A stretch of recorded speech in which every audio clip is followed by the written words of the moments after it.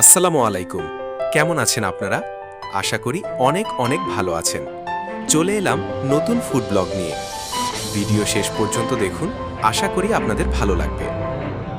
পুরান ঢাকার ঐতিহ্যবাহী বিউটি লাচ্ছি ও ফালুদার ইতিহাস ১০০ বছরেরও বেশি পুরনো, যা ঢাকায় সংস্কৃতির এক অবিচ্ছেদ্য অংশ।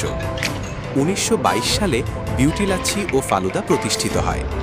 ভারত বিভাজনের পর আব্দুল আজিজ প্রতিষ্ঠাতা হিসেবে ঢাকার জনসন রোডে নাজিরা বাজার অস্থায়ী দোকানটি স্থানান্তর করেন।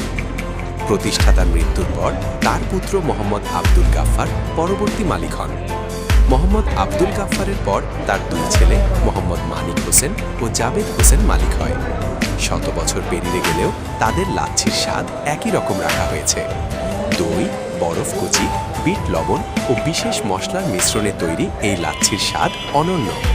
সম্পূর্ণরূপে প্রাকৃতিক উপাদানে তৈরি হয় এবং কোনো কৃত্রিম উপাদান ব্যবহার করা হয় না। শুরুতে কেবল লাচ্ছি ও লেবুর শরবত বিক্রি হলেও ২০০০ সালে ফালুদা ও ৫ বছর পরে আরও কিছু খাবার যুক্ত করা হয়, যা বর্তমানে খুবই জনপ্রিয়। এটি শুধুমাত্র একটি খাবারের দোকান নয়, বরং ঢাকার ইতিহাসের অংশ। বিউটি লাচ্ছির সুখ্যাতি শুধুমাত্র পুরান ঢাকাতেই নয়, সারা বাংলাদেশেই রয়েছে। এই ছিল আজকের ভিডিও।